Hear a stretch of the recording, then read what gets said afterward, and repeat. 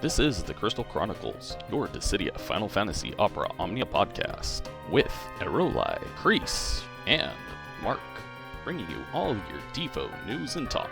Welcome to Season 4, the LDBT era. Now let's start the show.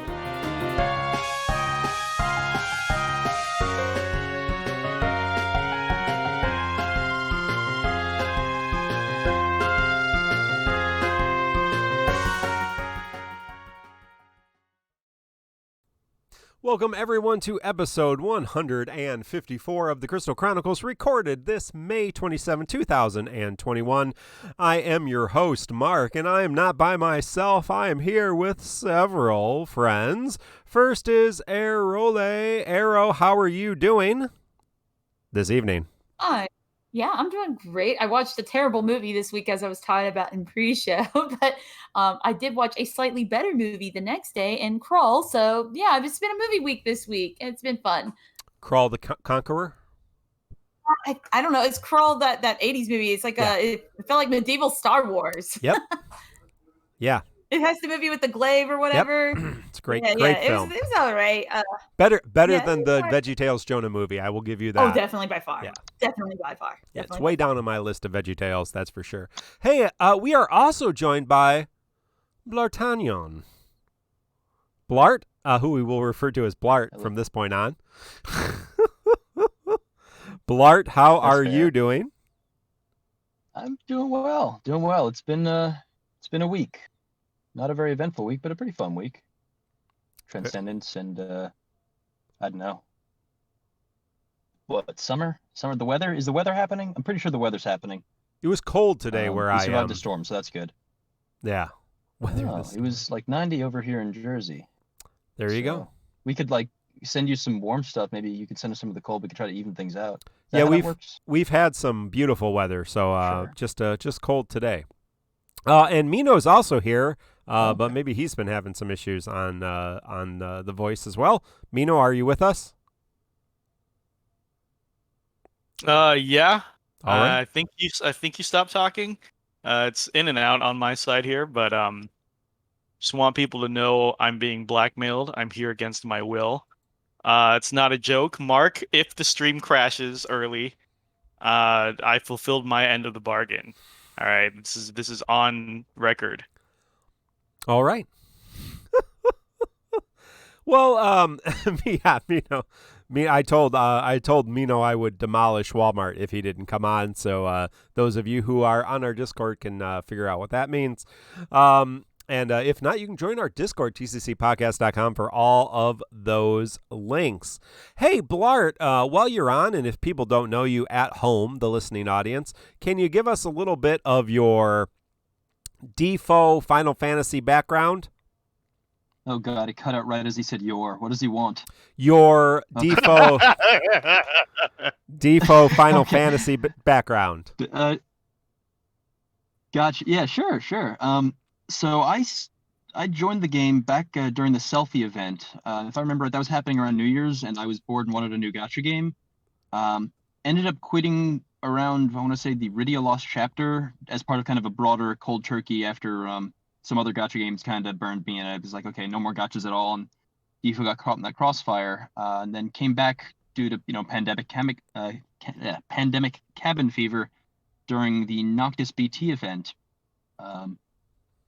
Played a bunch of, kind of got back up to speed, kind of got back into the swing of the community, started listening to the podcast again, the Reddit, and eventually got lured onto the TCC Discord, where it turns out y'all are a bunch of fun people. And I forget how it happened, but I started making YouTube videos. Whoa! You're a bunch of fuck people too. Is what I assume you said, because you're cutting in and out for me, Blart. Shoot. No, you're not cutting. Fine. No one is cutting in and I out. was just fucking with Blart. No one is cutting in and out for me, and therefore no one should be cutting in and out for the stream. I think Mino's just trying to get an excuse to get out here. So, but thank you, Blart. We do think we're a group of fun people. Hey, so let's talk about the news of the day. We got Ferris's costume. This is one of the kind of original or 8-bit or 16-bit, I guess, Final Fantasy V costumes we have. We have Ferris. I think we already have Bartz, but we'll get Bartz again. And then we have Lena, or we'll get Lena. The Ferris one looks really good. Personally, for me, I don't like any of them. I don't know. I like the original costumes for the characters, so I don't think I would ever equip them. But they do look nice if they're something you're interested into. So, Blart, are you a costume person? He cut out as he said, "Are you a?" Are you a costume person? Yeah, the timing is incredible here. I'm loving this. Originally I wasn't. Kind of part of my mental contract I made getting back in this game was the only thing I would spend money on would be the costume packs, because that way there's kind of a hard limit as to how much I could go.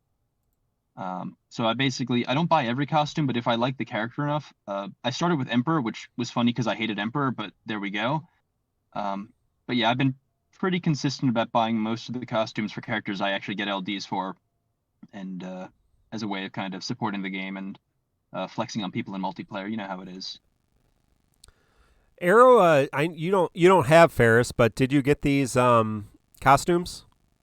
Not this time. If I maybe gotten it on the free pool, maybe I would have considered, because it is a really cute costume. It's probably my favorite out of the Freelancer set we've gotten so far. Not a huge fan of the Bartz and Lena ones.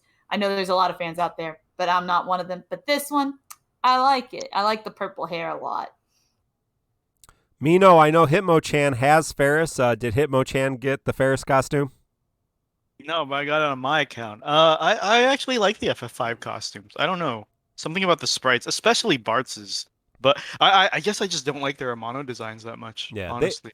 They look good in game. I mean, they really do. If I've seen a few in co-op. I mean, it looks like a good costume. I mean, it just looks good. But I tend to prefer the Amano myself. But so it goes. Hey, we did get we did get maintenance, and with maintenance comes bugs. Woohoo! Everybody loves bugs. That included Google Play users, or people who get the game from Google Play, having trouble getting into the game or updating the game. Some folks had to go in and force the game to update.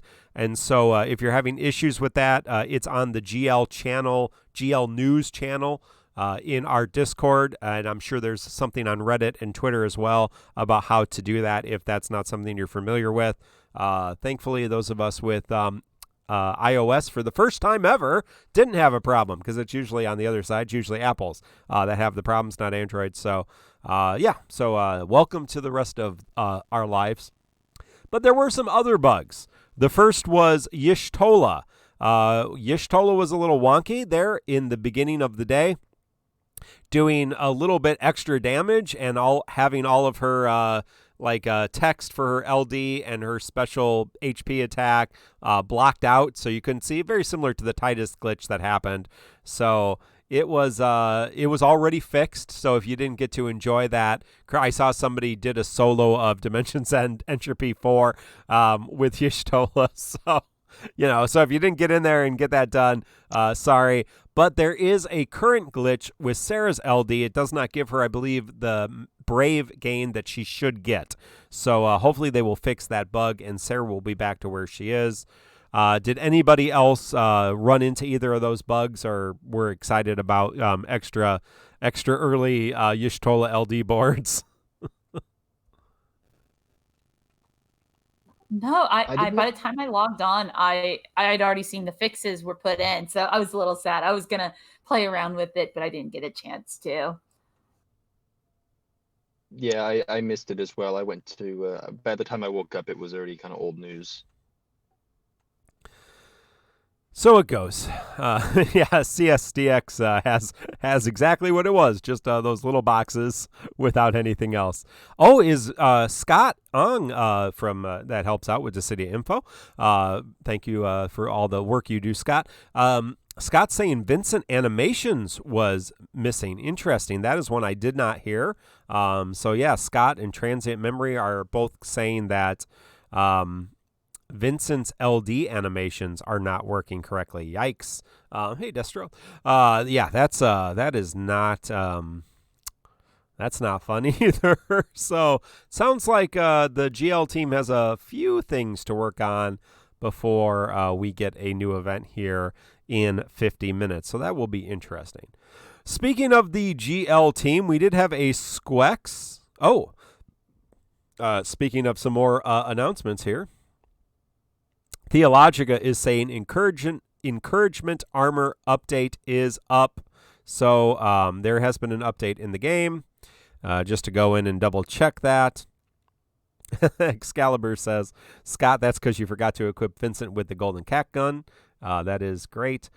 So there has been some updates. We'll see what's been fixed in the updates. And by the time some of you are hearing this, this all hopefully will be worked out. So you'll be able to live without that. But yes, there was a concern that our encouragement armor, which really doesn't do anything right now in GL, will be able to do something more interesting. And so it sounds like we have confirmation that the encouragement armor has been updated. And so you will be able to cheese Divine Alexander with Gladio. And there will be tons of videos about how to do that if you're interested in it on YouTube. Or you can fight the horrible fight. So yeah, Theologica saying it's a 30% increase. And of course you can, with the encouragement armor, and of course you can increase that with your Paladin Cecil spheres, correct? So the C spheres to do more brave gain. But yeah, let's talk about the Squex community stream, which did give us a couple different things. First, a quality of life armor exchange. You can now exchange, and that's already changed, armor for the full amount as opposed to one at a time. You'll also see which ones you're missing and how many of them you need to max limit break them. So that is a nice quality of life update. We also are getting an increase to the event token cap. So event tokens currently capped at 9,999. Now they are capped at 99,999. So those of you who hated to spend your event tokens until the event was over, apparently, don't worry. You can cap. You will not cap until 99,999. Woo! Hoarders rejoice, the Emerald Bard says. Arrow, what do you think of these quality of life changes? Fantastic. I am so glad encouragement armor no longer sucks. Congratulations to it. And Sarah has that armor, guys. So if you did not buy it yet, now is your time to go buy it. And about the the token cap increase. This is actually cool because now you can spam your books for all the time you want to co-op in like a day or something, or you're a streamer or whatever, and you're playing with like people. You don't want to have to go and buy stuff in between and go, I capped my tokens, you know what I mean? So now it's nice. It does mean like you can just keep co-oping and you know spamming books, and you don't have to keep going over to the shop and checking it, because most likely you aren't going to cap very quickly anymore, because that was a problem with ×3 books, especially. You could cap on silver tokens very, very quickly. Those are my thoughts. Whoever else wants to go next, go ahead. I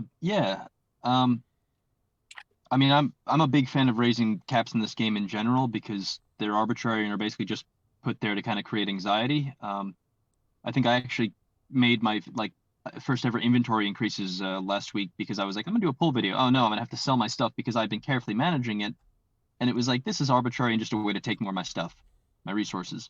So I'm happy they raised the cap. And the armor thing I actually really like, less because of the practical, like forgetting to how many things you have, and more because it says to me, if I remember right, the armor thing, the armor shop quality of life was mentioned that during the last Q&A they did. And so this says to me like they're listening to that feedback, and they're listening to us say, hey, could you do this, and actually responding to that, which makes me think I want to invest more in this game because they're listening and want to make it more enjoyable for me to play. Yeah, it's really nice. If you go in the armor shop, you can see how many limit breaks of each of the armors you already have. So for like characters that you have, the event characters that you get 2 armors, it shows you if you've limit broke them or how many copies you have. It's really nice. Nice quality of life. Yeah. How many gems? Yeah, Mino is trying to tell everyone in chat that Blartanian is a bigger hoarder than he is, but of course we know that's not the truth. Won't even spend gems to expand his inventory. That's a new level of low, Blart. I mean, if you just get, if you're just really, I got nothing, He has man. no, I yeah, got he has nothing. no defense. Move on. Next topic. Go ahead. Yeah, no, I got nothing. He just said. I also have less gems than you, which is pretty wild. What am I doing? Oh, I thought you said in chat you had 7 million gems. So I thought you were ahead of all of us. No. 7 gems. 7 gems. 7 as in the I have number 7 gems. Like the idea of 7. Like I'm familiar with that number, just not in gem form. Okay. No. I think I'm actually at about 340,000 right now. Oh, well, which is like that's- healthy, but not on.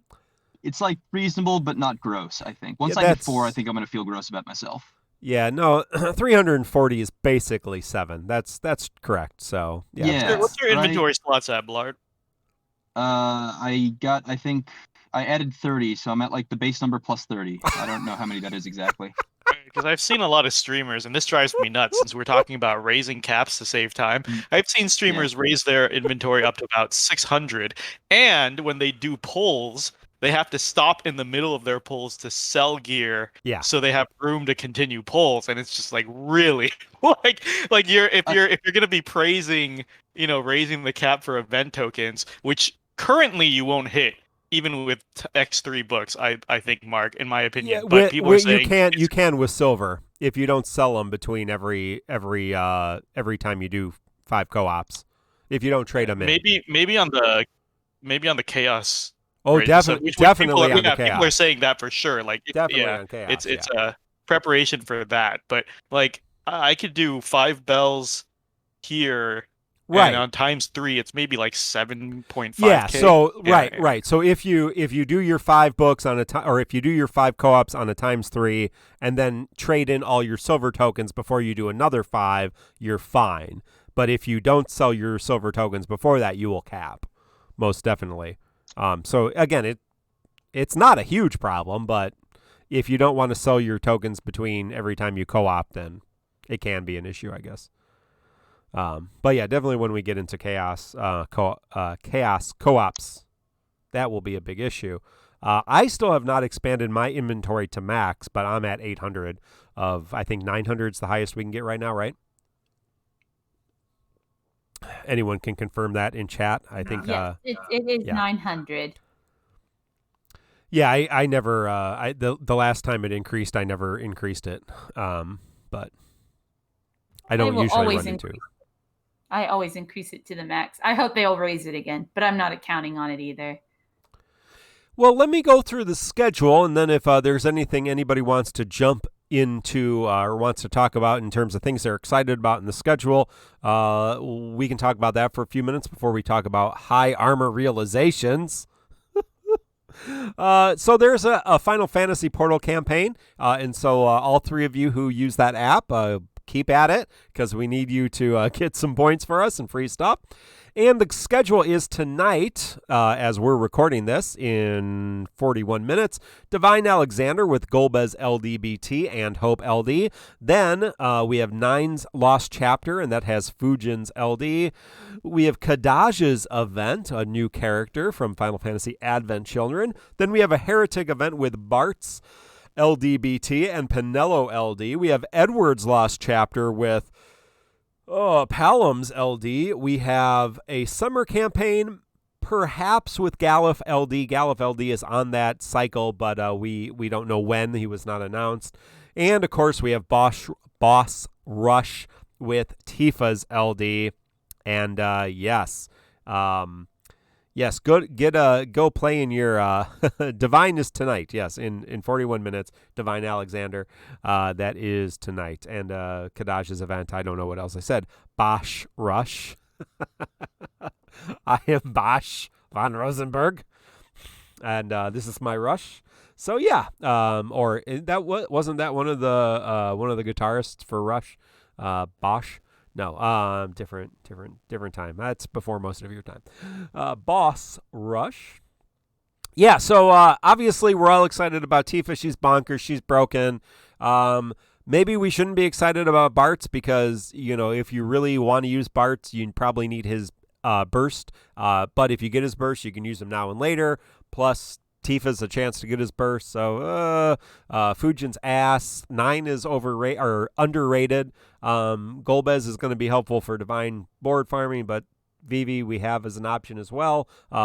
Edward sucks. Pelham's great, but who cares? Gallup's kind of nice, but again, probably some folks will be skipping him. And Kadaj is cool, but you don't probably need him. There you go. That's my take. I am excited. I think there's some cool things, and I'm going to pull on pretty much everything except Edward and Pelham, unless people make me do it with money. So, Arrow, what are you excited about this month? Bluing 9's armor ranks pretty high up there. I'm gonna do it. I have a lot of extra purple armor tokens, so why not? But my gym pulled plan is for going all in with butts all the way to 75k for that sweet LD. And Palom is going to be my ticket target for this month. I'm very excited for him. I enjoy playing Palom. I know you don't. You don't like playing the Palala Mama Mom. Oh, he's great. Yeah. But I am very excited to get his LD. Big damage. I hope tickets will deal me a good hand. So that's my plan. That's it. I think most people are only going to be really interested in maybe 1 or 2 of these characters, maybe 3. But this month, yeah, you may have already some of these characters. Others just aren't super exciting. But there are some good pickups here. So, I mean, if your roster is lacking somewhere, or maybe one of these are your favorites, those are your targets this month, pretty much. It's a month, and that's my thoughts. Yeah, C-Sam, thank you for the subscription. And our wonderful mod, J.A, reminds everyone to go onto our YouTube channel, The Crystal Chronicles, and check out my tier list for June Defo. Give us a like and a sub while you're there. Hey, and if you're listening tonight, if you're with us tonight, this is the Crystal Chronicles podcast, your Defo podcast. Give us a follow on Twitch, and if you want to support us with a sub, we really appreciate it, whether it's Twitch Prime or anything else. But we do appreciate those follows and those subscriptions on that. So, Blart, what are you looking forward to this month? Oh, man. Well, I mean, you basically summarized the entire thing pretty succinctly. But in terms of what I'm looking forward to, it's a weird month for me because I feel like all the stuff that I'm excited about emotionally is the stuff that I'm not excited about mechanically. Because I think Golbez looks really cool, and so I'm gonna try to take it in because I missed him in Cosmos, and I've always thought he, cool floaty armor guy, just looks really good. But I know I can survive without him. And with Bart's, Final Fantasy V is my favorite game. But I already have 9 LD, and so I know if I really needed it, I have enchanters, I have 9 LD, I have burst characters, I can get by without him, but I want him because it's Bart's. Whereas Tifa has never been that interesting a character to me, but I'm still gonna pull it because it's Tifa, and she's broken or something, and everyone says to pull for her, and it's gonna be an expensive month for me, and I'm not happy about it because it's for it feels like either way my philosophy is gonna get undermined by it. But I'm looking forward to the Bart's costume at least. Yeah, everyone says do something, you should do it. That is the rule. And in this case, they would be right. True. Yeah, because Tifa's pretty bonkers. Mino, I know. I forgot about Galuf too. Yeah, he's. Oof. Oh yeah, Galuf's great. Yeah, no, it's gonna be good times. Mino, I know you're a big Kadaj Advent Children fan, so you're excited to I know you love debuffers too, so you're going to main Kadaj for a while? I'm considering it, Mark, because Kadaj's whole thing is seeing people suffer, and that's what my number one thing looking forward to this month is. Apparently, we have rumor, this last month and a half, Lufania has been rough. A lot of people quitting, a lot of people suffering. Lufania Plus is coming closer. More and more Reddit quit posts.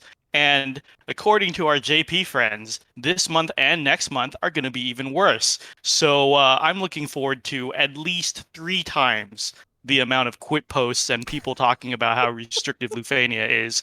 And a lot of people saying Lufania Plus is now only going to be 5 or 4 months away.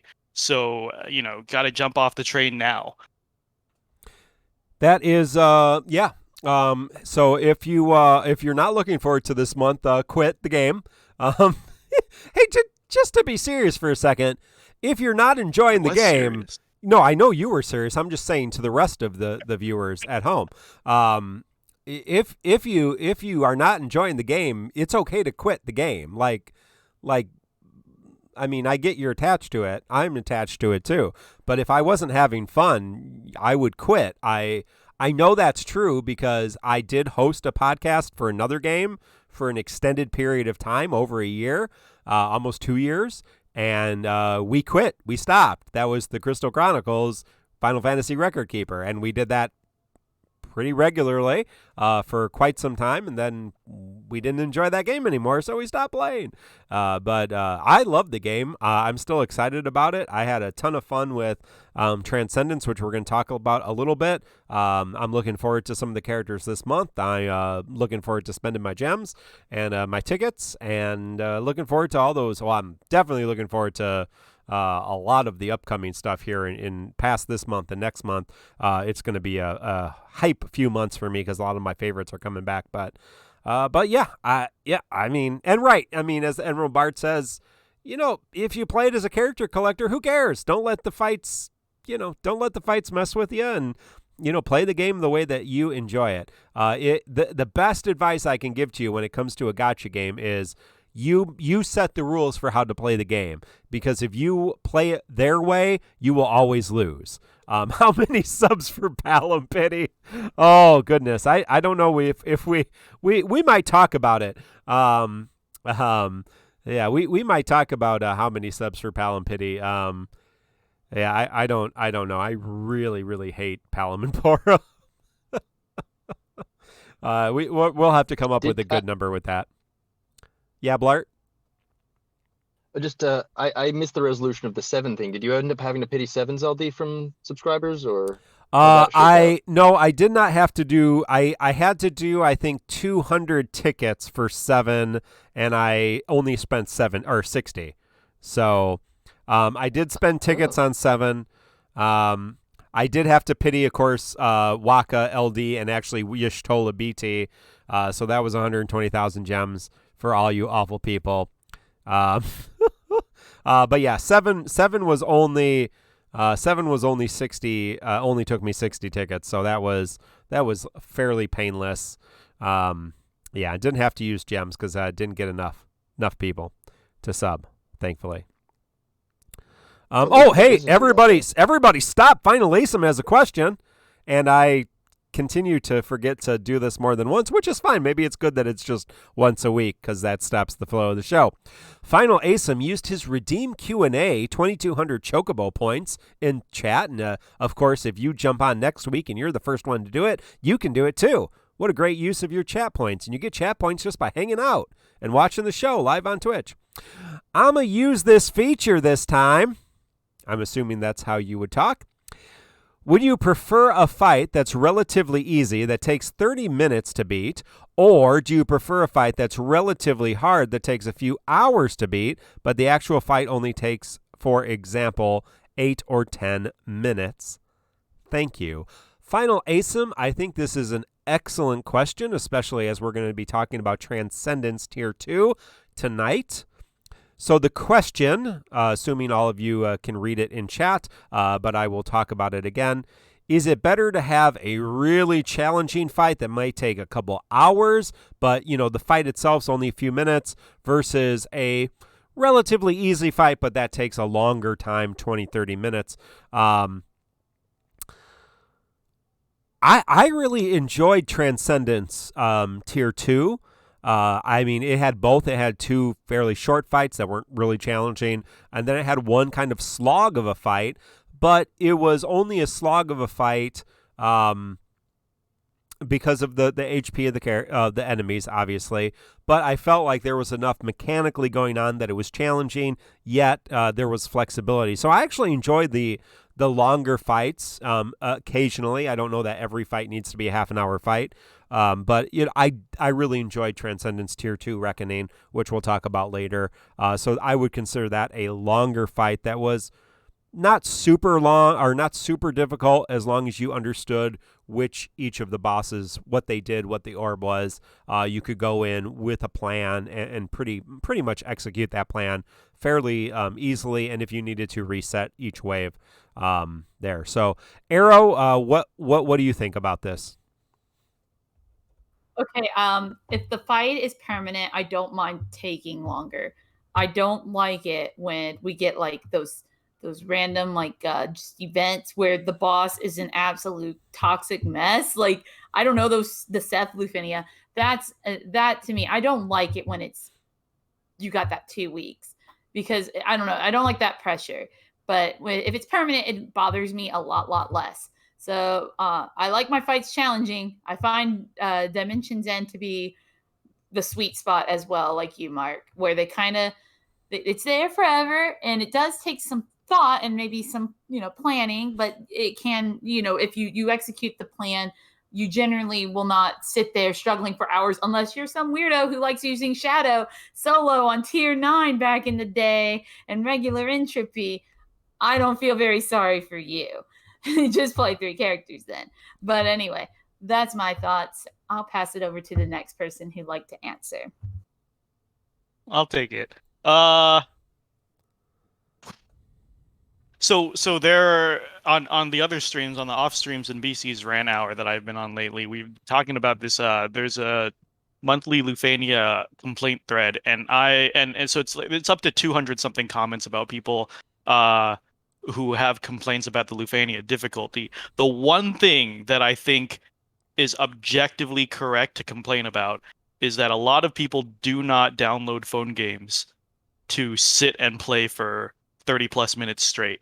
So yes, I do think long fights, by the nature of being long and not difficult, problem, because a lot of other games like Brave Exvius and RK, their fights are nowhere near as long. Much more difficult, much more gated behind power creep, but much shorter. And I do think that is a very valid complaint, that most people don't expect to sit down to play a phone game for a long time, right? Like I downloaded this game to be a poop game.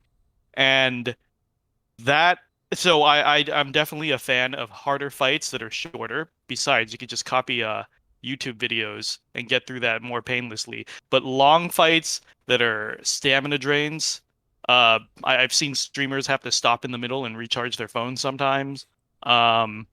It's really unnecessary at a point. A lot of times it's just filler. If you ever go back and watch the Vanilla LC fight that I like to post in Discord a lot, it is 30 minutes of Brave attacking and then occasionally HP attacking. You really, really don't need that. That's just like the filler they put in anime to stretch the whole episode to be half an hour. Like once you get the concept of the fight, you should not have to repeat it 30 fucking times. That's stupid. So, right, increase the difficulty. Don't pad out your numbers. Blart? Yeah, I think I got to agree with you there. Especially like at the end of the day, like once you've solved the puzzle of the fight, I feel like the puzzle of the fight shouldn't be, can you repeat this sequence 30,000 times until the boss is dead, you know? I think there's the HP sponge kind of side of challenge is really kind of a weak choice in terms of padding out the game content. So yeah, I think, yeah, in short, a longer, easier fight is maybe more accessible, but I think is not as sustainable in terms of kind of keeping my interest personally. Yeah, well, great question. Finally, and some different answers. So, did we get everybody's? Yeah, I think we got everybody's kind of excitement over the month. That does bring us to a new reality that we are entering into the game, called High Armor Realizations. I think that's not exactly what they're going to be called in the actual game, but the ability to take your purple armor and turn it into blue armor, which I hate that we refer to it as blue armor, because regular armor is blue. Like the regular 5-star max limit break is also blue, but this is a darker blue. So I guess light blue versus dark blue. But you can turn your what 6-star armor into 7-star armor or whatever it is, but basically you're going to be able to realize your fully purple armor, your 210 CP armor, and using books and ingots that we're going to get through Lufania battles. And it's going to make a lot of things confusing. So here's what I'm going to do to try to break it down for all of you listening online and on the podcast. I'm going to try to make it real simple, and then I'm going to go into a little bit of detail. Then I'm going to try to make it simple again.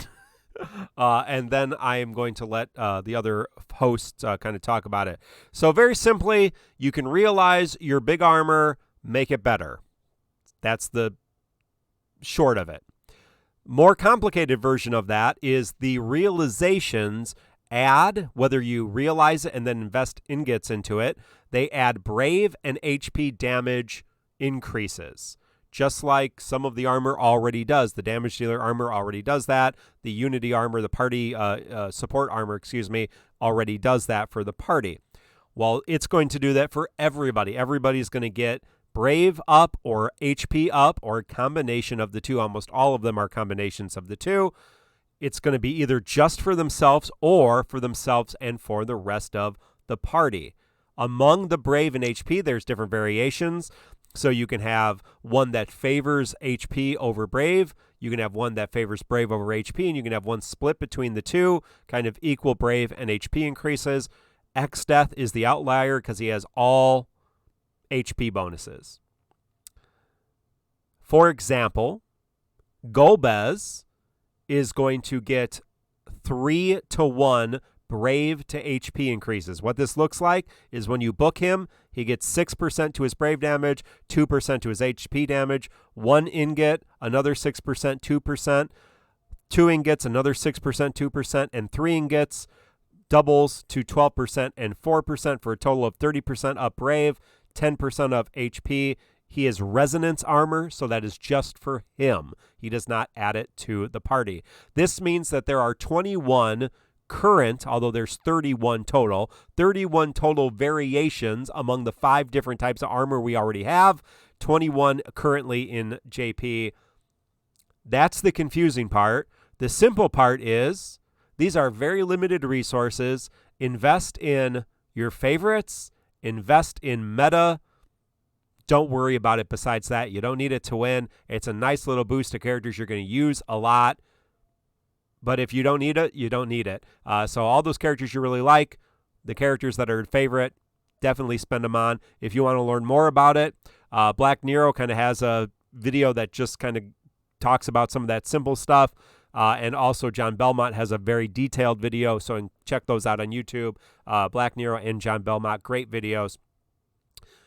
Arrow, what's your take on high armor realizations and what's your plan?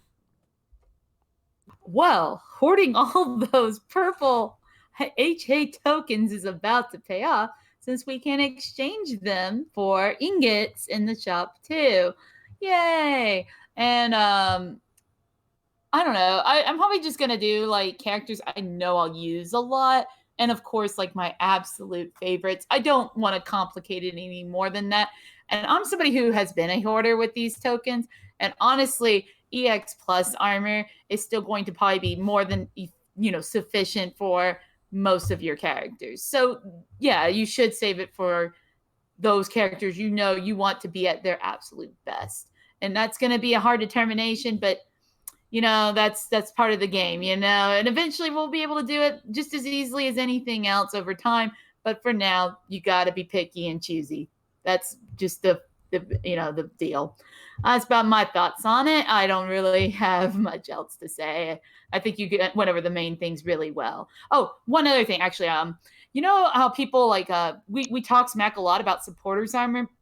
Well, guys, when you can realize some of those supporters armors, they're going to get a lot better because I think the main thing with them, they don't go over 9999 right now, but they'll be able to, and they'll also boost the party further or that character further. And I think that's going to make those armors a lot more balanced, because they're kind of like seen as the worst armor and at times, other than encouragement, obviously, until this upgrade. But supporters was never seen as very, very great either. and it's about to get a lot better with these HA upgrades. So if you're interested and they are a favorite in blue them, because supporters armors are like common as dirt. It's like the most common armor type to give a character. They're about to get a lot better if you decide to blue. There you go. That's my thoughts. I'm gonna pass it over. All right, here's my opinions because chat's roiling about this now, so I have to skip my bit and give real information for a second. A lot of people were saying, I thought everyone was saying don't exchange your high armor tokens for nuggets. Correct. Don't do it. It's a fucking trap. 10 for 5 nuggets, 40 for an ingot, 120, which is more than a month's worth of Lufanias, to 3/3 an armor that has very minimal things compared to getting actual high armor for characters, which if you get a high armor for a character and the EX plus maxed out, you can equip any like 315 CP artifacts. That makes sure you have 0 fucking CP problems. So yes, correct. Everyone with experience is saying you get more than enough for the characters you like just by collecting the pages and books and nuggets from the event. So right, if you're listening to this, do not do that fucking conversion. That's a trap. Okay. Back to the original plan, and thing is, A Vanguard saying, how should we spend these new resources? You treat them like any other resource. Don't spend them. I know all of you fuckers in chat right now are bragging about 340, 480 high armor tokens. If you're not getting high armors, this is it's a step up, but it's not big. A lot of people only got them. A lot of the top JP players only got them for big selfish DPSs like Tifa or Ace for a BT plus. Any big DPS BT pluses. The supports are marginal. You're not going to feel it much. And all the numbers Mark gave, they're going to be in John Belmont's video if you want to go see it. But ultimately, numbers are meaningless. I know you guys. I've been in this community 3.5 years. None of you can do math. We could tell you all the numbers, the Brave and HP damage increases. It's going to go over your heads. It's not going to mean anything. So basically, selfish DPS that carry your team. Same rule as high armors right now. Who did you get high armors for? People like Kuja, right? People like Lightning. Any DPS is just going to fucking carry your team if you want it. But yes, don't do that fucking conversion. It is better to get individual high armors for your characters. Don't do it. I think it's safe to say that a lot of people, their first high armor realization will be Tifa. And yes, blue Tifa. Yes, correct. If you're going to get Tifa, she should have her good armor, because you want to pump as much damage into her as possible. So her EX should be 3/3. She needs her LD, obviously. You should have good arts for her. Use some refined spheres on her and get her blue armor, because that's going to help a lot. So, yes, indeed. Game Heart says A Vanguard saying don't spend resources. Don't forget to get her costume. Right. That's important for her damage. Yay! I love that costume. I already have it. If there's another, maybe they're going to give us another Tifa costume. Ever think of that? I would definitely get the blue dress Tifa costume. How many subs for Mark to blue armor on Palom? Wow. 50 subs for me. 50 subs for me to pity. 100 subs for me to use. 100 subs for me to blue armor him. That's how much. That's how much I value. You got to pity the weapon and blue the armor. But before I pass it to you, Blart, A Vanguard saying, oh, right, don't spend resources, don't play the game. I agree with. I like the enthusiasm. I like the attitude there, A Vanguard. But a correction here is that by not spending your resources, you're playing more of the game. If you start giving everyone high armor and you start giving them spheres and perfect artifacts, you're actually shaving time and turns off of your fights, which means you're playing the games less. That's the whole reason people don't use mega elixirs, because they want to play the game. Using a mega elixirs is like synergy stomping. So hoard all your resources. If you have to, every time you spend them, give yourself shame points and tell yourself that you needed a crutch. Blart, anything to add? Oh man, I thought you were going in a completely different direction, so you caught me off guard. Okay. So high armor, the blue armor, realized whatever naming conventions, they remind me of the purple armor itself, in that it's kind of this gotcha thing where they this thing that's common in a lot of gacha games, where they introduce a facet to the game where it becomes optimal to use it on certain characters, like, you put on your Lightning, your Kuja, whatever. People talk about how Bartz's blue armor isn't as good on him as other people's blue armor, things like that. But the power level is such that it's not going to actually prevent you from clearing content and playing the game, unless you're doing something like, for instance, I'm considering bluing Bartz because I want to bring him through as much content as possible, and that's going to mean dragging his corpse over stuff that he's long outlived the usefulness for. And so there's an argument to be made for trying to like min-max a favorite character's power, or to just maximize it for like a really, really good character who you're like a Lightning who you plan on using a year from now or something crazy. But for the most part, just don't spend resources on this game. That's what they're trying to get you to do. And so every time you spend a resource, you're letting Squex win, and you cannot let Squex win. That's right, 100%. So don't spend resources. Yeah. Spend money, and because they need money. We We want the game buy to costumes. continue. Buy all the costumes. Buy costumes. And if you can't buy afford reset orbs so you can trick out your dudes. Yes, reset orbs, good investment. If you can't afford because you're Canadian and the exchange rate's terrible, or in Brazil or some other place where costumes cost thousands of dollars, you can always spend money on the Crystal Chronicles podcast by giving us a sub, and I will spend money on the game for you. It works out really well for everybody. So, really appreciate that. So, so again, we're not saying, whoa, no, don't ever do, no. All that we're saying very simply is this is another limited resource that's just coming out. It's going to be slow to accumulate several of them. So really save it for those characters you're going to use a lot, your favorites, the big damage dealers, and then as we get more, you'll be more flexible and have more ability to use them. But early on, you're not going to get a lot. So if you immediately use it on Golbez and you only use Golbez for a couple weeks, spoilers, you'll probably only use Golbez for a couple weeks. Probably not the best use. So hold on to them for a while, build them up, and make sure that you have enough to spend on those characters that really too. So yeah, it is, as Final Ace I'm saying, it is really, they are really limited early on. You're not even going to get enough to actually fully realize an armor for a while. So, but you will be able to use books. So, to actually fully limit break one, you need a book and 3 ingots, just like everything else. So, I mean, you're gonna end up booking quite a few of the armors, and that's okay, right? It's just fully realizing them. It's really book or fully realize. You don't want to do this 2 out of 3, 1 out of 3, all that garbage that people used to do with EXs. We're way past that. It's 0 out of 3 or 3 out of 3. That's going to be true for this armor. That's true for EXs. I'm sorry, Pikachu. I saw Pikachu in there. Belial, Strafe, all you people that run with no ingots. That's their choice. More power to them. But really, when it comes down to it, 3 out of 3.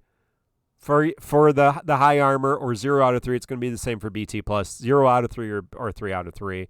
Don't go halfway. And if you want to run characters 0 out of 3, great, do it. But don't do 1 out of 3 or 2 out of 3. Come on, that's ridiculous, especially with these. Invest in them or don't. All right. Well, and if you have questions on that, John Belmont is around, and Black Nero's around, and I'm sure they have good insight. We've got a lot of other JP players who have experience with that, but you can come on our Discord and ask. Never 4 out of 3. Never 4 out of 3. Don't do that. That would be tough. But yeah, we have a lot of good people on our Discord that can give you some help. But like I said, I assume a lot of people, for them. Hello, Black Cloud Strife, who's also Black Nero on YouTube. We were just talking about you. Give him a like and a sub and ring his bell for notifications. You Beetlejuiced him. Yeah. Woo. I don't even know what I was going to say. But yeah, I assume a lot of people, Tifa's going to be the first one that they 3-3. But for those of you really simping on Bartz and spending your 75,000 gems for his LD and 125,000 gems for his BT, and then 75,000 more. You're definitely going to be running Fujin Call, right, Blart? I mean, yeah, no, I'm definitely going all in on the Fujin. It's the way of the future. I don't want to get ahead of ourselves. I know you said you want to save Fujin for next week, but Yeah, obviously. yeah, no. Pull Fujin, pity Bart's LD, use your burst tokens on his burst. Yeah. Pity his burst again just to be safe. Yeah. And I think you're then set for the next 6 months, at least until Lufenia Plus ends the game. Yeah, you're gonna want 4 copies of his burst to max limit break it for BT Plus. So that's definitely that is definitely true. No, I'm joking. That's not how BT Plus works. And yes, again, yeah, there's going to be a little bit of overhype with Bart's, and just a warning for everybody. We'll go through it in great detail, but Bart's is great. His burst is awesome. His burst plus is awesome. Bart's is an LD only character, not as awesome as you probably think he is. Arguably 9 is better and does a lot of what he does. And then, yeah, the hype for Fujin's call on Bart's, not really great. I love Fujin. I'm hoping to grab her, and I will use her call on Bart's just for fun, but I am also planning to get Bart's as BT. No question asked. A lot of us are planning to pity it if we need to. So, yeah, he will be great with his BT, and then he'll be a good investment for the future, but not so much outside of that. So, if you only can pick one to gem, my only complaint regarding all this is why do they have to keep dumping more and more like free, like different resource types that basically do the same thing? It's just like, oh, we did the EX thing, and I thought that was kind of like, we were, that was already confusing enough, and now we have this whole new thing with the armors and BT pluses, and it's like it's the same thing really all over again, but like now we have to do it on a new difficulty tier, and I'm like, all this resource management, man, it's starting to get into my head a little bit. But I like my things simple. I really wish they would have found a different way to have handled this, because the way it is, I can see why a lot of players are getting very, very confused about it. Even though in essence, it's the same thing. And even in practice, it won't be that confusing. Just trying to like talk about it on the stream. Joshua was even having like trying to explain it easily enough. And I honestly thought you could like the way it was explained, it almost sounded like you could trade for the ingots themselves, not the nuggets. And that's what I got misunderstood. I even misunderstood that from other people's videos. Don't ask me how I did that, but I did. So I just thought I'd throw that out there. So I really hope in the future, Squax thinks, Team Ninja thinks about some simpler ways to do these things, because this is, it's bloat on the game. And long term, it can be very hard for newer players to even jump in and get used to things because of all the resources that are there that they have to collect and try to remember what they all do. That's my thoughts anyway. Yeah, and that's pretty, I mean, that's pretty standard for gacha games in my experience. I mean, the longer they go, the more resources they are and the more confusing it gets, and the more gated it is to start as a newer player. So yeah, it can definitely be an issue. I think the nice thing about Defo is there is a nice progression, and once you get a little bit used to it, it does start to make sense. And so when things are the same, like EX, Purple Armor, Realization, so I mean there's BTs, so there's kind of this sense of, okay, I have to do the same thing with all these different things. In one way that makes it a little bit simple as opposed to a completely different mechanic for everything, although it would be simpler if you didn't have to do that, right, at all, and you just bought the armor and that was it. That the high armor that you just buy, that's fine, right? I mean, that makes a lot of sense. Yeah, that's for sure. Arrow, if you need more clarification, if you're confused on the concept, allow me to recommend Simply Lost's 20-minute video on how HA plus armors work, where he goes step by step on how to do it. Very good video and educational if you need to go check that out. Okay, I might do that because I didn't see his. I think you guys might have talked about it, but then I didn't make a lot of time for that.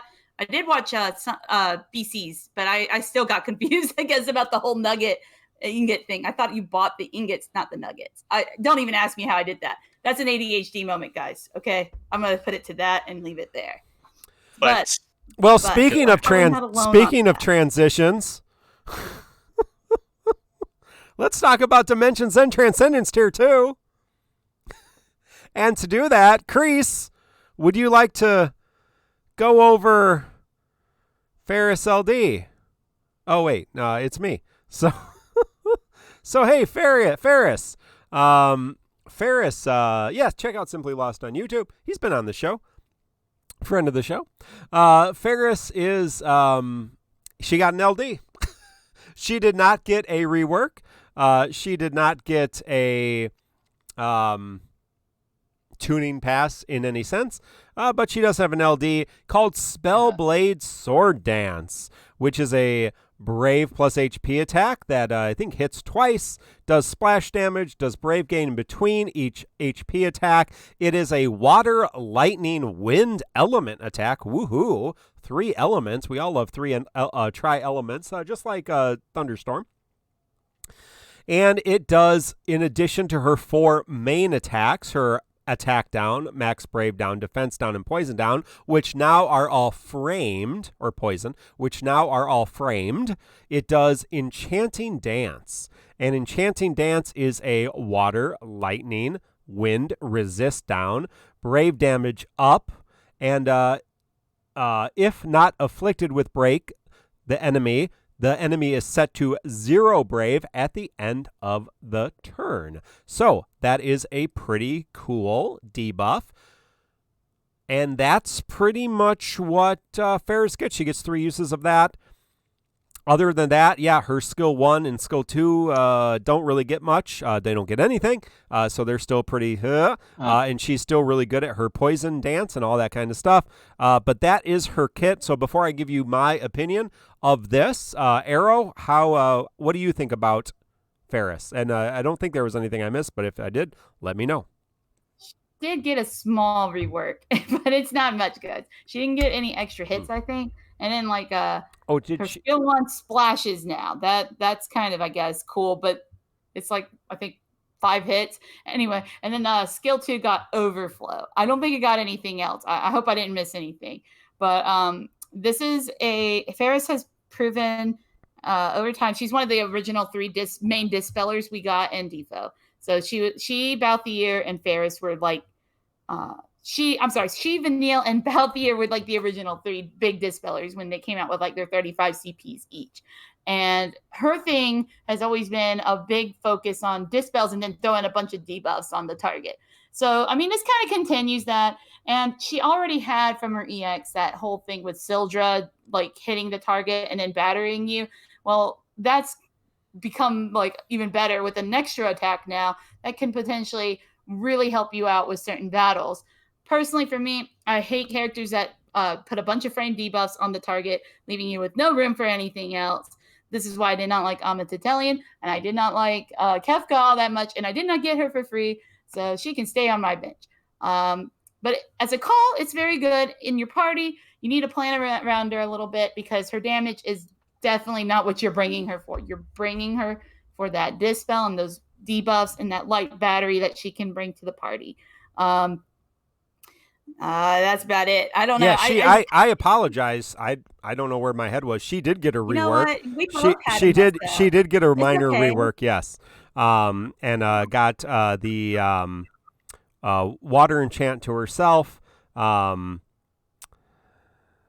And yeah, the splash damage on skill 1 and more hits, brave hits on skill 2, I believe, and some extra damage and overflow on that as well. So, yeah, she did get a minor rework, but the bulk of her kit is her LD, obviously.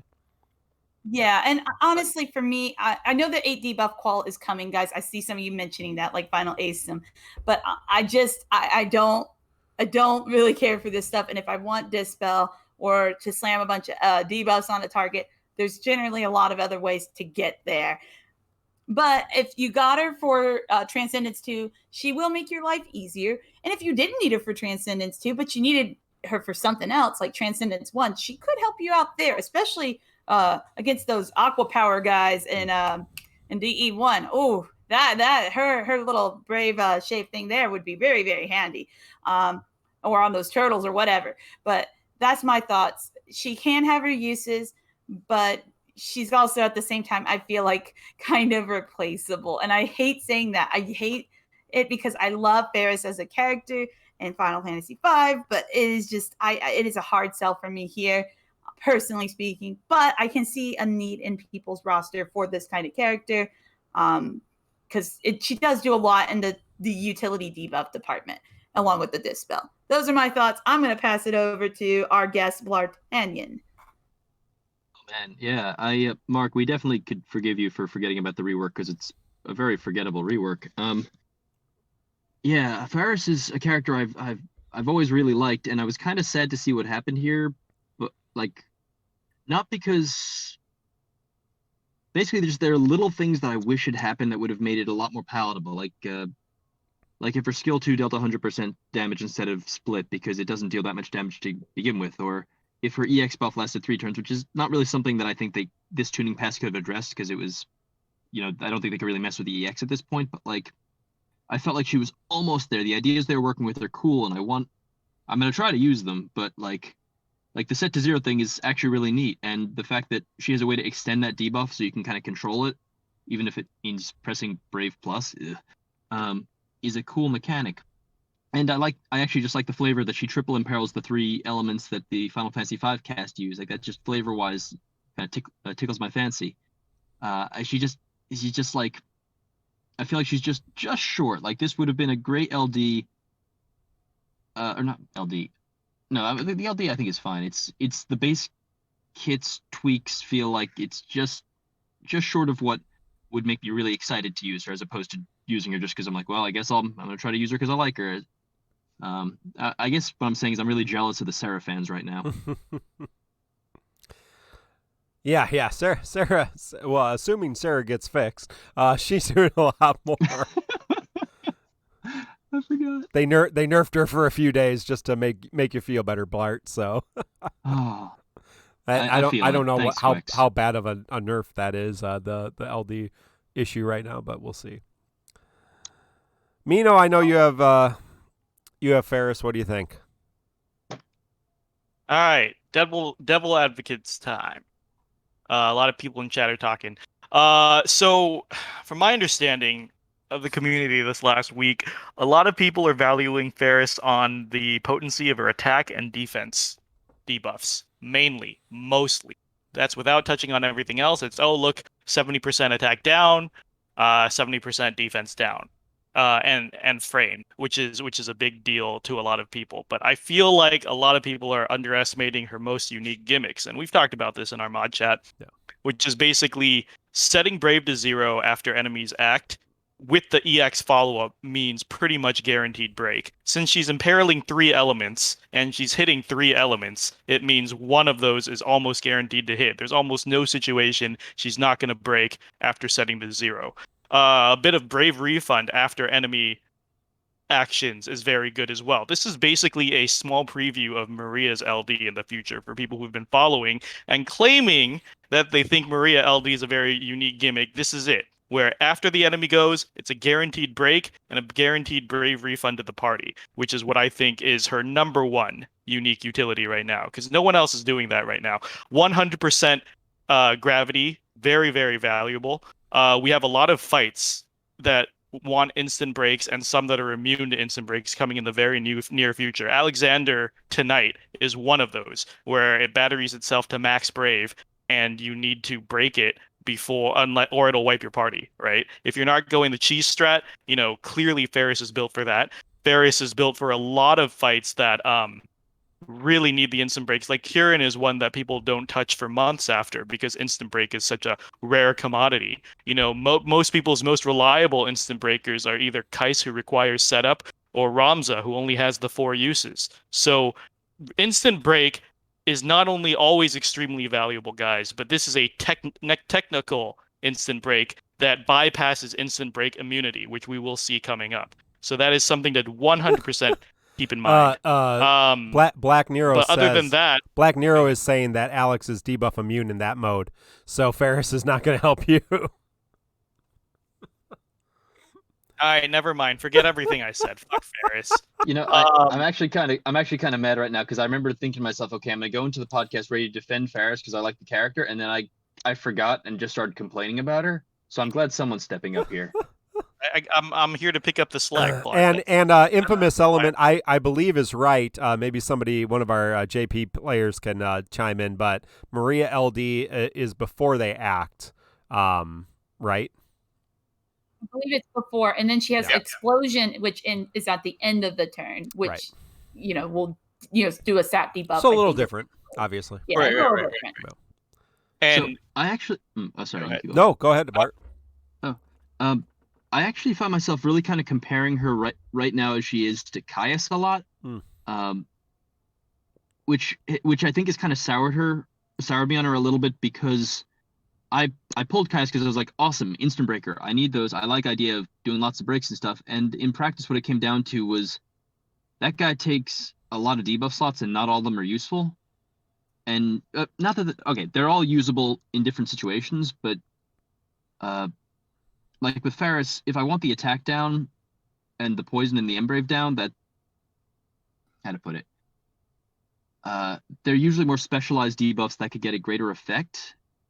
And so if I'm gonna be using Ferris, I'm gonna have to, it requires a lot more team building than a lot of other characters. Like, I have to try to force myself to use Caius, even and for like a month or two after, I was like, all right, Caius, I'm gonna champion this character. And I don't know if you've checked my YouTube channel. I posted one Caius video ever, because it just ended up being clunkier than I really wanted to deal with. And I think you can still work around it, but you have to it's a powerful gimmick, the instant break every turn, and I think it has its uses, but I also feel like it has a much more significant kind of setup cost than running something like a Gabranth, like a Strago, who is a bit more team friendly. oh, Damn it! right. I complained about. Did I just complain about Ferris again? Son of a bitch. Yeah. I'm gonna save your ass again. Yeah, you. no, you're right. Setup cost is something, which is why, although I hate this fucking line of thinking, people are right about how Ferris is better as a call, because then she doesn't have to be in your party, and you still get that effect for, a stretch of time, which is still very, very valuable. Like, again, I think people are focusing on the wrong thing. They're saying, oh, this is a call that throws out minus 70% to attack and defense. More of it's a call of 100% gravity after all enemy turns every time, and then your party can make use of that, right? Like, for example, very, very situational case, but if you have Yang in the party, he can follow up that call and get those breaks. Or, but right, in the main party, she does bring the instant breaks, but hesitant to damage is low, but that's the price you pay for this level of utility. It's sort of like the why people use the Sephiroth EX friend, right? Like, they want the effect, it's a great effect, but they don't want the actual kit plugging up their field. So if you're using Ferris Call, try to use it for that. The extra stuff is bonus, but as we were saying on BC's Rant Hour, Jack's 50% down and 30% Brave up actually is better for the formula for piercing defenses, guys. And the other thing is, to add on to the Ferris hate, is anyone who's actually used Ferris in the past knows that as a Dispeller, she is unreliable because she's so fucking slow. She's so slow that in her synergy event of Agrius's event, the bosses will rebuff and kill you before she can dispel again. Most people brought her for the S1 to break from water damage, right? No one actually brought her to dispel those debuffs. And so as a Dispeller, view it as an extra. Unreliable. Same with applying the LDEX combo. Very good, but again, requires setup cost. But I just want to point out that I hate talking about if a character is good or bad. We focus on objectively what this character can bring that others can't. And then we let you, Galaxy Brain players, come up with your strategies instead of saying, fuck this banner, fuck this character. You did actually just bring up a point that I've been thinking about, which is that you're very right about Ferris being slow. It kind of makes her as a Dispeller a little unwieldy. But that you just kind of turned me around a little bit on the fact that I've been kind of salty that they inframed her non-LD buffs, because they're kind of middling. Like, I don't need, you don't always want the poison or the Embrave down. And so I was like, oh, they framed it. It's going to be the Kefka thing where he doesn't work on pains. And it is kind of nice that it's like, okay, well, she can't dispel, but now she can very reliably clog up their slots. Yes, exactly. Which is kind of a funny fix that I don't even know if they meant to do. It feels intentional, right? Because you're right. Like to inframe everything, that's a strategy a lot of people have been using. They use like Kefka, Amidatelian, and Caius to literally plug up slots. Like, a lot of fights around them were meant to plug up slots. So it feels like It's very intentional that, sure, I can't dispel constantly or have the skill uses for it, but you can pseudo carry that on with the 5 plug slots, which is pretty nice. It's funny because I noticed while I was running her through Transcendence, I was thinking to myself, man, I'm glad she's so slow because I get the utility of her LD buff Yes. without her having to actually take up turns and waste valuable turn time doing shit damage. So I'm kind of content with her like acting once every 20 actions, and my actual like good characters can basically the call thing, except she was in the party taking up a slot and sitting there. Yeah. So I you're definitely changing feel you're changing your mind a little bit, Blart. A little better opinion of Ferris. I wouldn't say I'm sinking into the opinions I told myself I would have going into this. So thank you for digging these out of me, because I was supposed to come in here swinging and completely forgot. All right, good. Then to play devil's thank you, advocate, Ferris sucks ass, and if you Ferris is Son of a garbage. if you skip her, Yeah, then good I'm job, with- because you Yeah. need to done for FIFA. I'm sorry. It's hard for me to really be excited for this character, but I have told you guys my biases. But I also know, on the other hand, there have been many people who have made Kefka's like trolley, framed buffs work wonders. So who am I to tell somebody who loves debuffs not to pull on this nice shiny new debuffer that might be really useful to them? So if your playstyle is different, as always, we have said with some of these characters, try them out. If they are more, you know yourself better than anyone else, and what characters you tend to favor in this kind of game. So you need Ferris. She can definitely help you out with quite a lot of stuff. So like Mino was saying, so I can't really complain. But it's just not for me. That's where I drew the line. But I did note that she does have that really nice gravity thing she does, and that it will help you with either Transcendence tier. It will help you with a lot of old Laws chapters that were bullcrap. And that sometimes is all you need, or even a couple fights coming forward, you get some use out of it. Hey, that's all you need sometimes, is just something to get you through for a little bit, maybe some problematic fights. And Ferris can definitely help you with some problematic situations, and I appreciate that utility. It's just not something I'm interested in having in my toolbox, and that's where I'm gonna leave it. Yeah, Sarah falls in the same issue as a lot of debuffers in this game, where they can be usable, but you don't need to use them because it's almost never the situation where you need them. I mean, Transcendence is going to be an exception, but there's enough people that do debuffs that it's not really an issue. But there is a lot of things going around about how Ferris is a great call, and you should pull for her call. First of all, I don't think that's particularly true. Second of all, people said that with Caius, and I never see people use Caius as a call. Maybe all you are using Caius. I have Caius. But we were talking about this with Black Nero in one of our channels, and he's like, hey, in Japan, everybody uses Jack, Kurasame, and then whatever other call you need for the orb conditional. So I guess the question, are you really going to be using Ferris a lot as a call? And what is it, like, resource-wise, what are you willing to spend for a character for a call that's a situational call, as opposed to, like, Jack, Kurasame, those are every single run calls you can use almost always without any issues. There are a few exceptions to that rule, but those are pretty much. So, Blart, again, what are your thoughts about pulling for a character as a call only? All your hot takes are appreciated. I appreciate you asking that, because you started with the important distinction in that there are two kinds of calls. Not all calls are created equal. Oh, I mean, three if you want to get the base calls. But there are utility calls, which are, or I guess they're like everyday calls like Jack. Then there are like special case calls like I don't know, like Gao. If you like, it's like, okay, you need earth damage, or like a enchant kind of call, something like that. Like, and something like a Ferris or like a Caius is a specialty call. That's a call you bring in for, like, I need this kind of utility, but just enough to make the team work. This isn't like, whereas like a Jack call you bring in because it's Jack call. It's going to make the fight easier because you're using Jack call. And in like a case like, I mean, Jack's kind of the low-hanging fruit, but I'd advocate pulling for a call like Jack or like Ignis or Gabranth just for their call, because the number of fights you're going to use them in is going to vastly outnumber the number of fights you're going to use any other character in. And And again, I don't want to talk much about Jack Call because that's a very, very like kind of S tier case. But I'd advocate pulling for those kind of units that you could see yourself using like way down the line.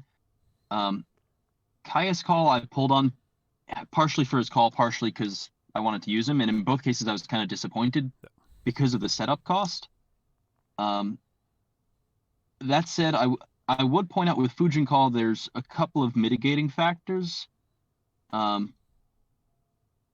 there's one mitigating factor, which is that the LD debuff, the special sauce of this one, is at the beginning of her debuff chain, whereas Caius's Doom that you needed to proc the instant break is at the end. So if we want to split hairs with Caius debuff, or with Caius Call, you need 4 open slots to get the effect, and you're paying for all 4 of those debuff slots. Whereas Faris, if you want to get cutesy, you could stack 5 useful calls up. Like I've done that with Gabron Call, where I do 5 calls and then bring in Gabron, so I don't have to deal with the Judgment debuff. So technically it's a bit better. I still don't know if I'd go out of my way to say, oh yeah, pull for this, because at this point, like, we have a Meat Italian, we're getting Bart's LD Call, which I think sets Brave to 0. I can only assume Strago LD when we get it is also going to be some kind of instant break. The fact that they didn't make Gabron instant break is fair, but does kind of, it would have been cool.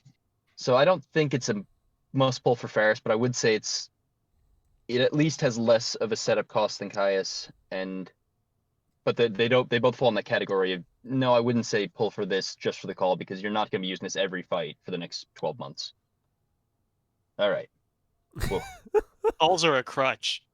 Yeah. If Thank you use you. calls, you should add shape points to your account. Yep. Yeah. You should not use calls. You should not use arts. You should have no armor equipped to your characters. Machalite Gaming says Fujin. So he's saying they were saying she's a pirate. Faris. I did the same thing that Blarch just did. Faris is a pirate. You called Faris Fujin. Faris is a pirate. She's hot. What more do you need? But then they say Fujin's a high school reject with a speech impediment. Machalite, hold up a second, because we have to recreate. We're going to have to go over this over and over again. Fujin does not have a speech impediment. There's a mistranslation in the English version of the game. Fujin is just very reserved and quiet. She does not yell and have a speech impediment. She is just that endearing, quiet, shy schoolgirl archetype with an eye patch, also a little piratey. So if you want to run the full pirate gal team of Fran, Faris, and Fujin, I think you can make that a reality. So, yeah, all right. Well, let's look and see what you all wanted to do with Faris on the podcast polls on our Discord. You can go to our Discord, tccpodcast.com. Before I even talk about this, remember, you can also go to the tomberrytroop.com, and tomberrytroop.com has that beautiful infographic. So thank you to our friends from tomberrytroop.com. Thank you for that, Crease, because I have no idea how to pronounce that. But Crease just messaged me how to pronounce the person I just said. Malachite. Yeah. What did I say? You said Machalite. Yeah. But yeah, they did botch poor Fujin, and it is a shame, because if you think about her character in the way that Mino shared with me is the true intent, she's much more endearing and a much cooler character in my opinion. Because who wouldn't love Fujin if she's that shy and amazing kind of character? Anyway, so if we go to podcast polls, and thanks to Quetzalma for this, Materia Bot. Support Materia Bot on Patreon, and you support the Tomberry Troop too, and City Info, all those wonderful folks. On 9 servers, 7 people willing to pity Garland. Of course, this was the last time for Garland's BT. 28 pitying for the call, I'm sure. 27 of those were just for the call. I'm looking forward to see Faris Call in all those videos coming forward. 5 just wantingly using gems for no reason. 101 using tickets like I did. And 23 skipping. So that was the podcast polls. Good luck to the rest of you. Hopefully you did not have to spend a lot if you were just going for her call. And hopefully she gets some boards at some point and gets a little bit better as well. Well, let's move from Ferris to Transcendence, the other thing we need to talk about, which is our second tier of Dimensions End Transcendence. If you're not familiar with how this works, you need to beat left Crucible and right Crucible, or left nut and right nut. You have to have a color, one crystal color represented. It is black crystal for left crucible, right blue crystal for right crystal, right crucible. And you need to bring a team of 3. You don't have to bring 3. I've seen people do this. I believe Clay from Dystopia. Check out Dystopia's YouTube. Dystopia Bard's with us tonight. I think Clay did it with just 3 characters total. But generally speaking, you would do 3 characters on the right, 3 characters on the left, and a combination of those 6 characters for your final 3 characters in that. So just to go over the fights very, very quickly, Tomberry Troop has a wonderful write-up on this, tomberrytroop.com. Macnol and Scott Ong was here with us as well. I think Scott is the one who did this on DecidiaInfo.com, so you can check out Macnol Decidia Info as well for more detailed information on these fights. But just to outline them simply, left Crucible is a commander beast with 2 worker beasts. It is black crystal required, and the orb is delay related. So if you delay them, the orb ticks up. Right Crucible is rampage machines, everybody's favorite robot chickens. It is a blue crystal requirement, and the orb is elemental weak damage. So that's Selen Ferris and also Mog. Try to get Mog in there as well. The final crucible is, or the final node is Reckoning, and it is a 3-wave fight. The first wave is Metal Drums, and their orb is either fire, thunder, water, or dark damage. Wave 2 is a Necro Raven, which does regenerate or re-rise, so tons of HP, and its delay is an orb, its orb is a delay orb, so you have to delay it for the orb to tick up. It's only 1 boss, so that's not super hard. And wave 3 is a new enemy, Fallen Parrots, and you have to have 5 debuffs on the enemy for the orb to tick up. So that's a very simple accounting. It is a long fight. It's a slog of a fight, especially that Reckoning. The right and left are not too terrible. I'll tell you what I did, and everybody else can kind of throw in their 2 cents. For left, I did Garland. Garland's MVP here for the entire thing. Garland can solo left. That's what Clay did. He did it. I don't know why he wanted to do that, but I'm sure it gets a lot of views. So congratulations for Clay to take that time to really do that. And that's at Dystopia on YouTube. You can solo with that. I did not solo because why would I? I used Garland, Aranea, and Iggy. And then on right, I used Squall, Waka, because you all made me pity Waka. So I said I was going to use him, and I keep using him. Squall, Waka, and Desh. And my Desh didn't have any artifacts because who needs artifacts? And I used Garland, Aranea, and Iggy on the final one because I didn't want to look at Waka or Desh ever again. I hate Desh. He's a terrible character. I don't even know why I have him. And I'm glad he's there, and I'll never, ever use him again. Arrow, how did you approach this? Because I'm sure you approached it very different than I did. Yeah, my BT user on left was Ishtola, and then I had Garland LD only, and the third was Trey. That combination attack on the left node is scary.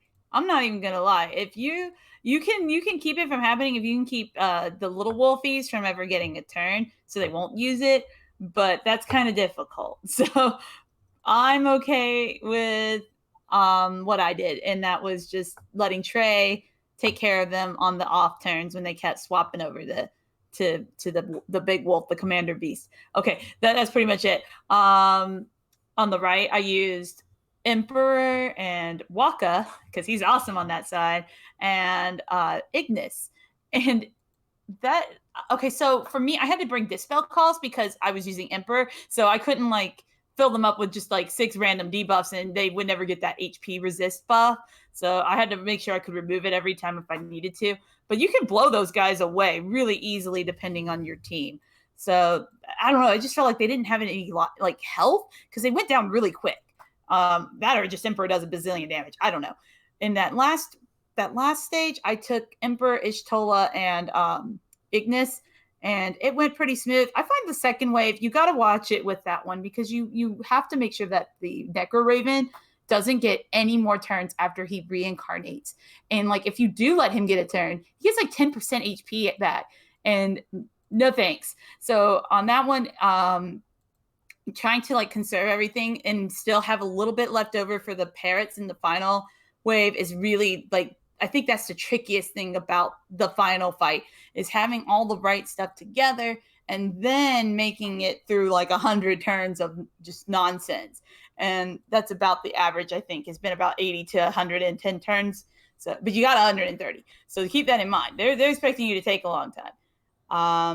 Otherwise, yeah, this tier was far easier overall since the focus was on debuffs and delays and not so much about instant breaks and launches as like it was in the other tier. And I think this is a lot easier for rosters to fill out over the other stuff below.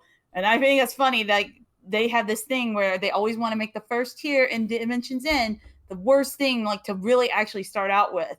But then like after that, it gets a lot more manageable. So thank goodness that's what they decided to do here because I don't really know if they had done anything else, how tolerable it would have been for most players. Those are my thoughts. I will pass it over to Blartanian, our lovely guest. Oh, thank you. Yeah, for the Wolves, I saw Clay. So I slept in when the event dropped and tackled the next day and woke up to see that Clay had soloed it with Garland and said, "Well, casual." Basically, I was like, "How dare you!" So I decided to tie a couple of iron chains to Garland's ankles by bringing Raijin and Gilgamesh along with Garland through there, and that went great. Finished it with 69 turns. So if I had fucked up once, I would have missed the turn count because Gilgamesh is really good. But that was fun. You're going to be so pissed off when Greg gets his LD, and you need him on Transcendus 10. He's dropping. I cannot wait for that moment. Banner, like that's the banner he drops on. Oh, I cannot wait. I've already I've put that into the universe and I'm ready for that to happen.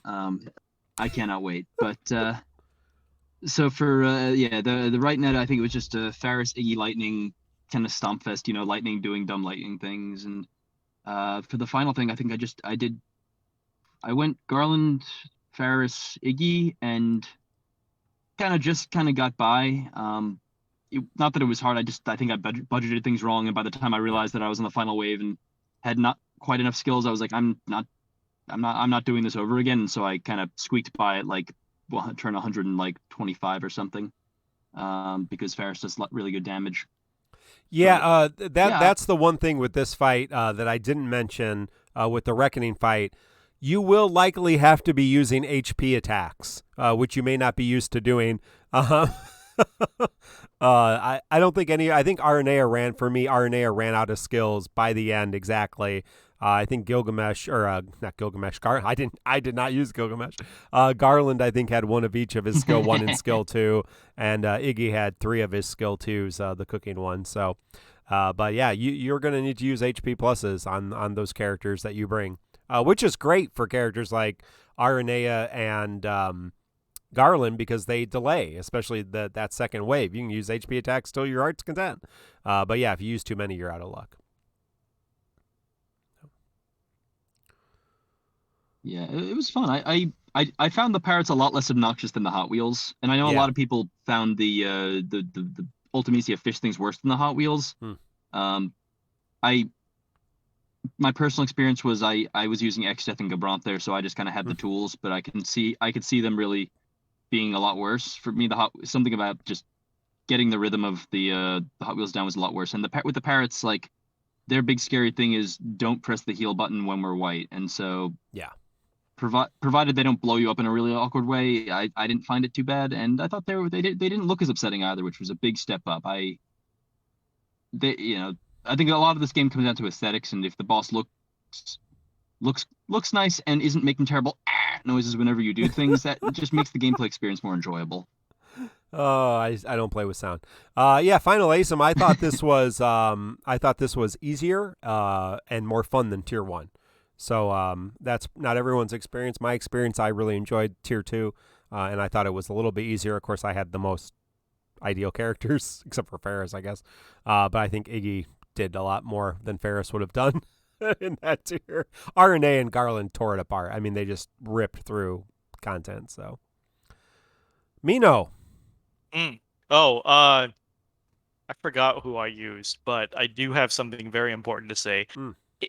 Jin Lee and everyone out there who played like Jin Lee and complained that it was a bad fight design because you had to stall 30 turns for the white wings and then heal up afterwards. The solution was to not bring HP regen.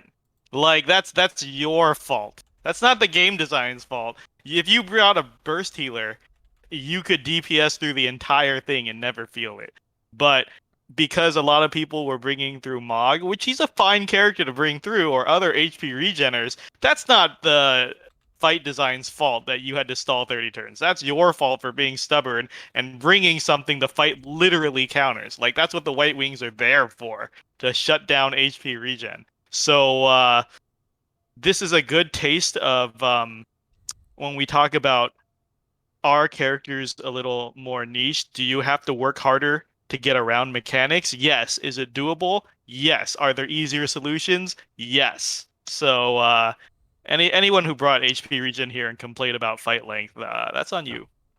My favorite part of I forgot to mention, Kreese is not with us today. She is fine.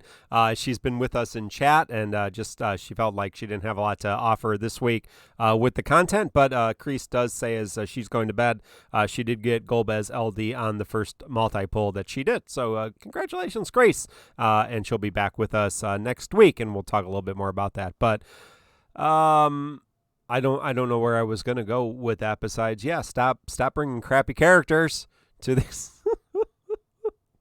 Macno saying, who did you use again, Mino? I used Mog. I used the HP regen. But I'm not going to say it's the fight's fault that I had to stall so long. Just saying. That's true. That's true.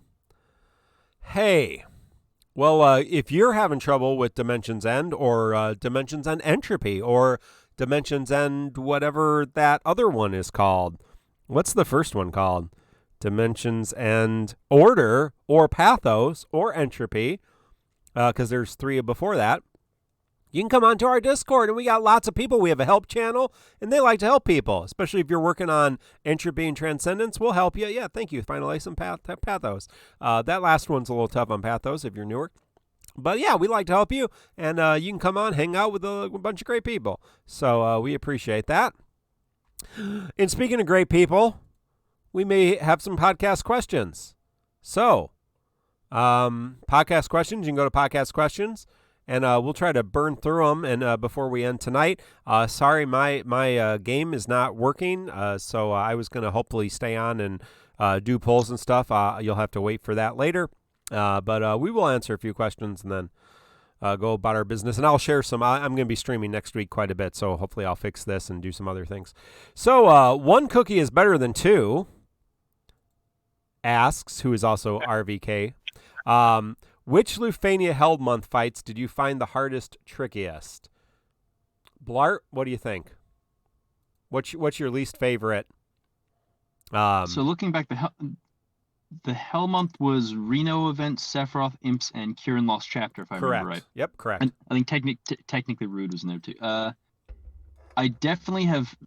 The Imps definitely gave me the hardest time. That one I literally had to take 2 days. I think it took me a collective 10 hours between the gameplay and the crying in the shower. That, I think the Imps were the hardest. Kieran gave me some trouble, but it didn't take me nearly as long. And Reno, I remember it felt like a kick in the teeth, but I got it on the second try. It just with broken teeth. Interesting. Blartanian asks, inspired by the question that I just read, do any fights stand out in your memory as having expectations that didn't match your experience? I.e., a fight hyped as hard but being painless for you, or a fight surprising how much of a challenge it gave you. Arrow, do you have a fight in there? I found maybe easier or harder. A fight that defied expectations. I'm trying to think of one like offhand. I mean, I know there have been. I know the Sephiroth imps gave a lot of people hell, but I actually got through that fight way faster than expected. I think it only took me like 5 tries. And, it was just getting down the timing for that damage race at the end. And I don't know, man, that one, I know I hated to say it, but it really didn't bother me as bad as like some of the other Hell Month fights. I honestly found Ritos to be the most toxic piece of crap that month. And, yeah, I know I'm answering that Eld question too, but I come back to me and I might have something when I look at the lost chapters where there was one that just gave me a lot of trouble or I found really, really, really easy. Oh, we're just gonna Chaos era. We're just gonna burn through questions. So SEU Supernova, so Supernova with the EU in there. With the end of LD era approaching for JP, by the time it's time for Global to receive another Global first, do you think they'll go back to GL first character or something else? Mino, what do you think? I think they explicitly said they're not doing GL first characters anymore. I think you're right. Yeah, and they explicitly said they're not doing GL first characters anymore because it's a lot of work. So, I mean, if that happens, we'll just get another time travel. I mean, I know people were talking about this. They're like, oh, we only have maybe 4 or 5 more months of LDs in Japan. So, if they want to push out another LD first, they got to do it soon, hopefully this summer or something. Here's the other alternative, guys. We only got a GL first once a year before. So there's a good chance we could just see nothing until the next anniversary. Right. So when we're all entering the next era, so maybe our anniversary will be a GL first level 90 realization, without any of the new weapons or benefits. So we get that. So, not every GL first is going to blow your mind, guys. I know a lot of you guys aren't even using the GL first we have. But that being said, grateful for any GL first because it's just it's just always more options. And more options in an RPG is always a good thing. Pikachu Gaming asks, which FF Type 0 character should never drive a boat, Blartanian? Which Type 0 character should never drive a boat? Oh, son of a... I saw this in you. The answer is Sync. Yeah, that's unfortunate. But that is the answer. Great pun. Looking forward to another one, Pikachu, next week. Dropman. God bless. Dropman, who I know is a big St. Louis Cardinals fan. I don't know if they won or they're playing right now. So if they lose, the Cubs will be in first place. Woohoo! So that's great for me and not for you. But St. Louis is doing great, so no problem there. Who is a better BT investment, Bart or Call of Darkness? Cloud of Darkness. That's a great question. None of us play the Japanese version of the game, but I think both of them are pretty good BT and BT pluses. So get them both. Get them both. Anybody I got else? this one for you, Mark. Great, thank you. Yeah. The Bart's is the better investment because he's needed to do tier 5 Transcendence right side. So, whereas I haven't heard Cloud of Darkness needed in any fight, and a lot of people skipped her and did fine. Yeah, that's correct. You definitely need Bards for tier 5. Oh, it's not true. Oh, that's hilarious. No, you're right. You need the Fujin call to go with it. Yeah, it doesn't definitely. work, right? You definitely need Fujin's call for Bart's BT Plus because it does the exact same thing that his BT Plus does. BC says you can't bait me. We're not. There's no throwing hands tonight. From Black Nero on YouTube. Give him a like and a sub and ring his bell. Hey, Bishop asks, do you think they will ever let us use or upgrade old realization materials to newer realization materials? Interesting. For example, convert 10 blue books into 1 purple book, since some vets will be collecting materials. JP players, if there's any JP players in our chat, how many weapon or regular armor books do you have right now? Anybody from the JP game, give me throw out a number of books you have, weapon books or armor books, because I'm going to guess it's stupid.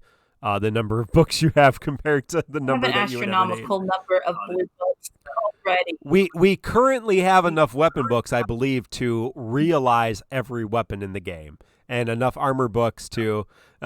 Black Cloud says, "I have Yeah. triple-digit blue books." Oh, it's awful. We already have like over 50 easy. Even if you're trying to use them, and I use them on every character, I have like, full realizations for. It's getting out of hand. It's getting out of hand. I would love nothing more than to be able to trade them up for something else. Yeah. Oh, finally, some saying I can't get into the game. There's maintenance in the JP version of the game. But yeah, blue books I have 60 and 90 blue ingots, and the red books I have 34 and red ingots 30. Black Cloud says red books 50. So yeah, that would be great. I don't know how that would work. Even if we can just trade books for ingots, I think that would be probably helpful. But if not, then yeah, if there's a way to trade them into something else, that would be great. Hey, well, thank you for all of your questions. I appreciate that. My voice is going off here as I'm looking at the Discord. Here we go. Blartanian, since you're our guest today, did you have any topics you wanted to discuss or anything you wanted to shout out or talk about? Blar, are you going to answer the question? Oh God, it cut out again. No, Blart. Yeah, cut out again. Blart, is there Sorry, anything? right as you were like, Blart, is there anything you would like to talk about or share in any way we can connect with you on YouTube? What is your YouTube channel for people? my YouTube channel is Blartanian, spelled basically the same ways. It's Blart as in Paul Blart Mall Cop, Agnan, because I thought I was going to be clever, but it turns out all I did was make the YouTube algorithm think that I misspelled D'Artagnan. So I've only recently started actually popping up if you search for the name, which I'm very proud of. And I think that's basically entirely because of Black Cloud. So shout out to him. Yeah, but I do YouTube commentaries on there, and gonna start doing poll videos because that's where I hear the money is. Oh yeah, money is definitely tier lists, poll videos, hot takes. You got to quit at least every 3 weeks and then not unquit the next week. And try to make everybody feel sorry for you too. That helps. See, this is why I appreciated the chance to be on the pod, because I get to kind of learn from the masters here. I feel like I'm out of the loop here. What are we referencing? I don't have any idea. I'm just saying. That works for some other non-defo content creators. So. General best practices, Yeah, general best practices, best gotcha gaming practices. It's pretty frequent on other gotcha games. Well, thank you, Blart. Appreciate it. Hey, all of you who are boards right now, Evil Kong, as we speak, you can get Golbez, and we're going to talk about Divine Alexander next week. We're going to talk about Golbez and Hope, Hope's LD boards, Golbez's kit. Talk about it all next week. But I'm going to be doing something special this coming week, if I can find it here. Next week, I'm going to be doing 4 streams. This is just a one-time thing, just because of my life situation next week. Should be able to do some extra things. So, on Tuesday, the 1st, this is going to be at 9 p.m. Central Standard Time to probably midnight or 1. I'm going to be doing Nines LC Are you live. going to answer that? I'm not you're probably not hearing me, Mino. My Discord's getting real weird. I don't think I can hear you guys. Yeah. So if you guys hold on, I'm finishing up the show. It's the whole time. Yeah. So yeah, he's just refresh the stream. Oh goodness. Refresh the stream. Refresh the stream. Refresh the stream. No, the stream should be going. It's going. None of this gets recorded. This is all being recorded, and I can hear everything you're saying. So, refresh the stream. Refresh. Yeah. So, listen. I'm going to be streaming the 1st, 2nd, 3rd, and 4th of June. I'm going to be doing Nine's Lost Chapter on the 9th. I will be doing Resident Evil Village, at least up until the... the last stream killed the slide. At least until this is at least for the podcast. On the 1st of June, which is a Tuesday at 9 p.m. Central Standard Time, Central Daylight Time, I will be doing Defo stream. Nine's Lost Chapter. On the 2nd, I will be doing, at the same time, 9 p.m., I will be doing Resident Evil 8 or Resident Evil Village, at least a few hours so we can get to Lady D's castle. And you can watch me do that terribly because I'm not good at those games. We will do on the Thursday, which is the 3rd, 8 p.m. Central Standard Time or Central Daylight Time, the TCC podcast with an extended post show. And then on the 4th, 9 p.m. Central Daylight Time, we are going to do I Love You, Colonel Sanders. So, that's going to be a lot of fun.